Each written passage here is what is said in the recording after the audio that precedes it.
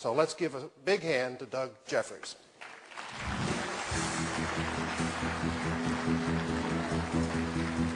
Thank you, Dan. Thank you very much. Thank you. Thank you very much. Good morning. My name is Doug Jeffries, and I want to welcome you to the Reader's Digest version of Enhancing Your Presentation Skills, and also to warn you that after today, you're never going to be able to look at another presenter or be able to sit through another presentation in quite the same way. Some of you might be familiar with this list.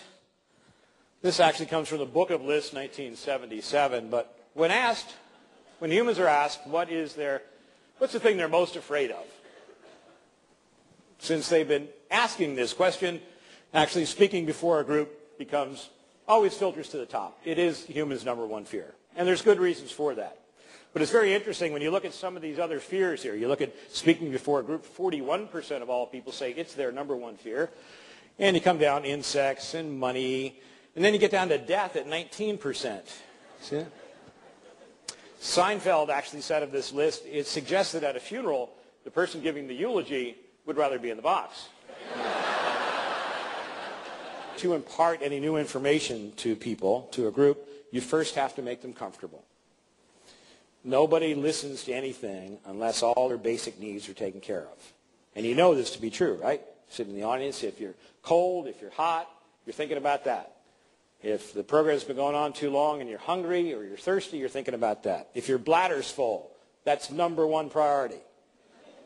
Number one priority is, when is this going to be over so I can hit the restroom, correct? And that's what happens. So anything you do to make an audience feel uncomfortable gets them thinking about something other than your program.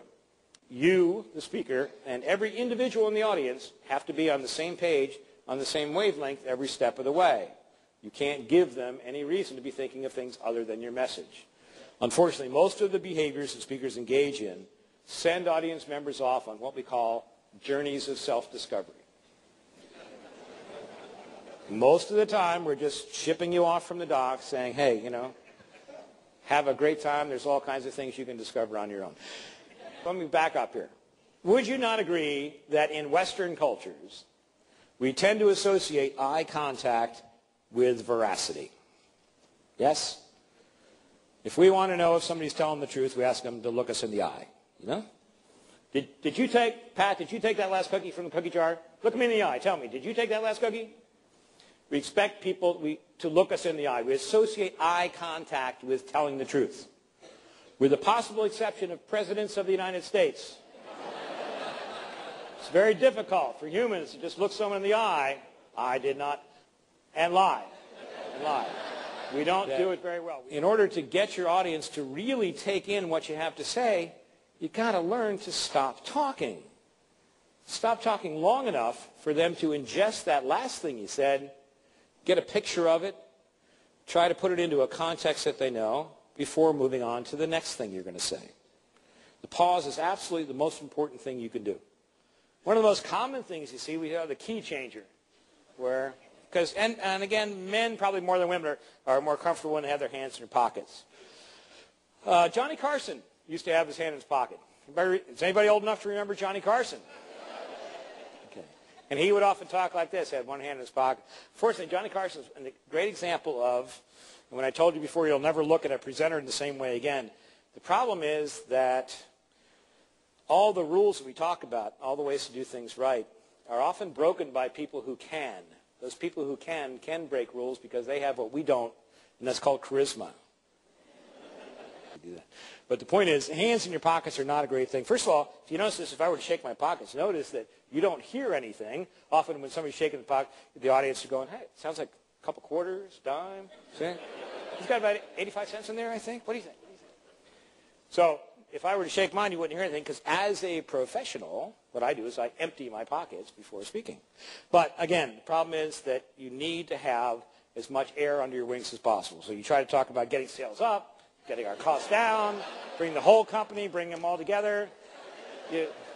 You limit the impact of what you can say when you have your hands in your pockets.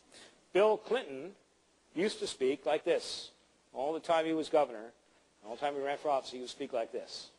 And as effective as he was, this was a problem. They could never get him to stop doing this total motion, so what they did is they got him to bring his finger in like this, lock it down with his thumb. Now, I did not have relations with that woman, that Monica Lewinsky. Podiums go back to an era back when people were considered orators, and they were separated from the audience. And that's what a podium does. Think about this. This is my little castle, isn't it? This is mine. I've got this turret here where I can fire off stuff at you all. But I'm protected, you know. If you're going to hit me, I've got this. The name of the second slide. Let's talk a bit about the history of our firm. We're very proud about our history. It started back in 1920. These two guys, Harry and Bill, came together. They had a great idea, blah, blah, blah, blah, blah, talking on and on. And what happens is for the first 15 minutes of a presentation, we talk about, oh, that's right. First we start out, because we're working with that old adage, tell them how you're going to bore them, and tell them how you bored them, right? That's the agenda slide. Then we get into the history of our company, because I have to tell you all about our company. And you understand that, well, you're very proud about your company. You might even be proud about the fact that you're number one in your area. We're the number one company out there. In fact, we have so many, we are number one, meaning that if you go with us as a customer, you're going to mean much less to us than you would to any one of our competitors, okay? Because we're the biggest one out there. Last year, we saw profits increase by 25%. We took everybody else's money. This year, we're after yours. You want to end it, and if you can tie it back to the beginning, who here is going to go out today and not look at a presenter in the same way again? Thanks. Thank you.